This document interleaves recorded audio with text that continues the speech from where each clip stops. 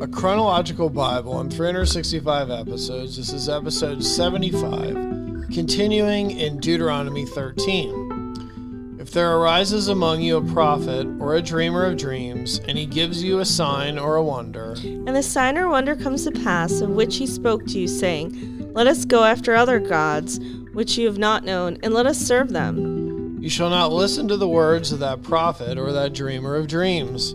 For the Lord your God is testing you to know whether you love the Lord your God with all your heart and with all your soul. You shall walk after the Lord your God and fear him, keep his commandments and obey his voice, and you shall serve him and hold fast to him. But that prophet or that dreamer of dreams shall be put to death, because he has spoken in order to turn you away from the Lord your God, who brought you out of the land of Egypt and redeemed you from the house of bondage, to entice you from the way in which the Lord your God commanded you to walk. So you shall put away the evil from your midst. If your brother, the son of your mother, your son or your daughter, a wife of your bosom, or your friend who is as your own soul, secretly entices you, saying, Let us go and serve other gods, which you have not known, neither you nor your fathers. Of the gods of the people which are all around you, near to you or far off from you, from one end of the earth to the other end of the earth, you shall not consent to him or listen to him, nor shall your eye pity him, nor shall you spare him or conceal him. But you shall surely kill him. Your hand shall be first against him to put him to death, and afterward the hand of all the people. And you shall stone him with stones until he dies, because he sought to entice you away from the Lord your God, who brought you out of the land of Egypt, from the house of bondage.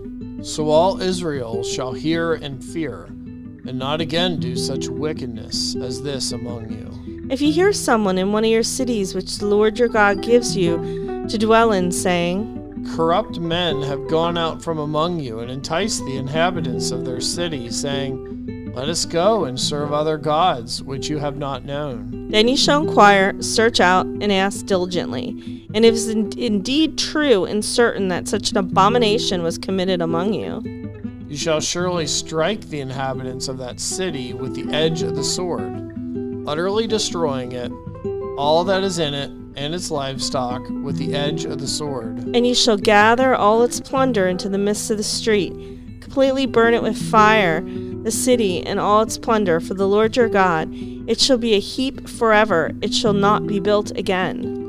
So none of the accursed things shall remain in your hand, that the Lord may turn from the fierceness of his anger and show you mercy, have compassion on you and multiply you, just as he swore to your fathers. Because you have listened to the voice of the Lord your God, to keep all his commandments which I command you today, to do what is right in the eyes of the Lord your God.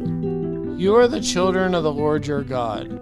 You shall not cut yourselves, nor shave the front of your head for the dead. For you are a holy people to the Lord your God, and the Lord has chosen you to be a people to himself, a special treasure among all the peoples who are on the face of the earth. You shall not eat any detestable thing. These are the animals which you may eat: the ox, the sheep, the goat, the deer, the gazelle, the roe deer, the wild goat, the mountain goat, the antelope, and the mountain sheep. And you may eat every animal with cloven hoofs, having the hoof split into two parts, and that chews the cud among the animals. Nevertheless, of those that chew the cud or have cloven hooves, you shall not eat. Such as these: the camel, the hare, and the rock hyrax, for they chew the cud but do not have cloven hooves. They are unclean for you. Also the swine is unclean for you, because it has cloven hooves, yet does not chew the cud. You shall not eat their flesh or touch their dead carcasses. These you may eat of all that are in the waters. You may eat all that have fins and scales. And whatever does not have fins and scales you shall not eat. It is unclean for you. All clean birds you may eat.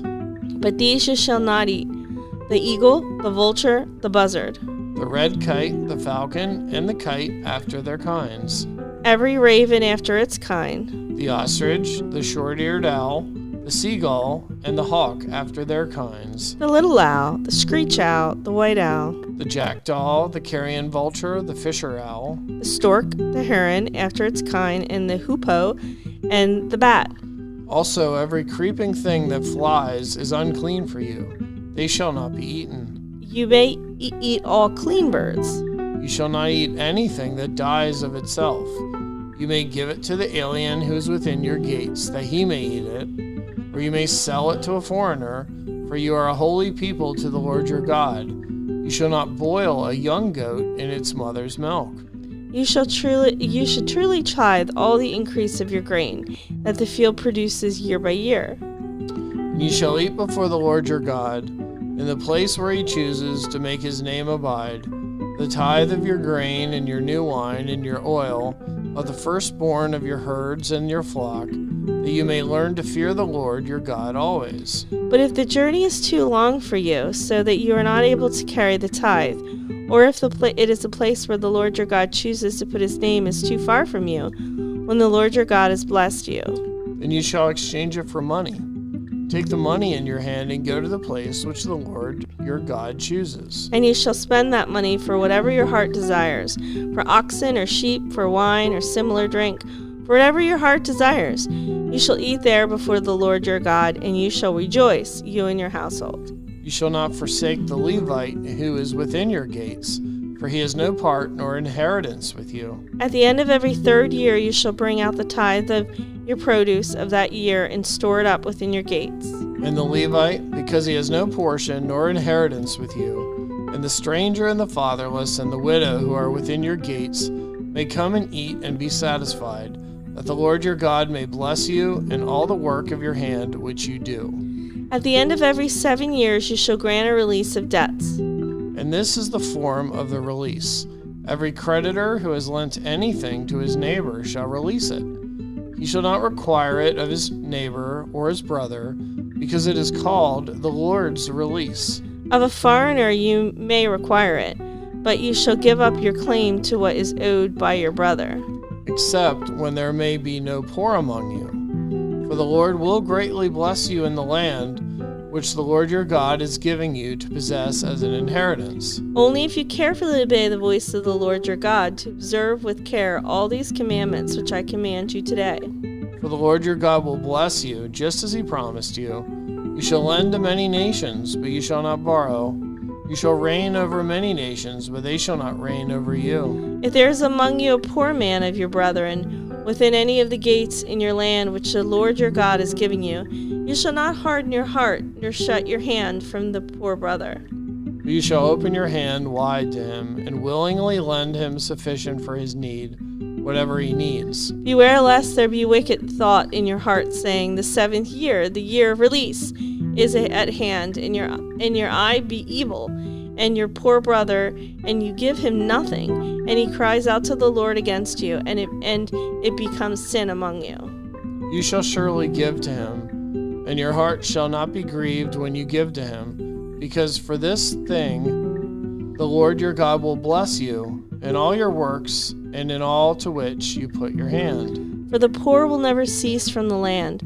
Therefore I command you, saying, you shall open your hand wide to your brother, to your poor and to your needy in your land. If your brother, a Hebrew man or a Hebrew woman, is sold to you and serves you 6 years, then in the 7th year you shall let him go free from you. And when you send him away free from you, you shall not let him go away empty-handed. You shall supply him liberally from your flock, from your threshing floor, and from your winepress. From what the Lord your God has blessed you with, you shall give to him. You shall remember that you were a slave in the land of Egypt, and the Lord your God redeemed you. Therefore I command you this thing today. And if it happens that he says to you, I will not go away from you, because he loves you and your house, since he prospers with you, then you shall take an awl and thrust it through his ear to the door, and he shall be your servant forever.